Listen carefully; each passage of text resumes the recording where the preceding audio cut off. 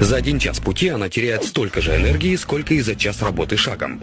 Поэтому по завершении поездки лошадь может испытывать усталость и обезвоживание. В свою очередь, обезвоживание может вызывать колики. А усталость не только сказывается на результатах, но и делает лошадь более уязвимой для инфекций. Например, для так называемой транспортной лихорадки, бактериальной легочной инфекции. Лошадь может заразиться ею во время перевозки, поскольку ей сложно опустить голову, а бактерии не отхаркиваются. 3 простых правила помогут вам предотвратить наступление усталости и обезвоживания. Первое. Давайте лошади достаточно воды с электролитами. Имейте в виду, что вода может быть разной на вкус в зависимости от места. Справиться с усталостью поможет влажное сено или сенаж. Он нормализует функции кишечника, повышает потребление воды и увеличивает запас энергии.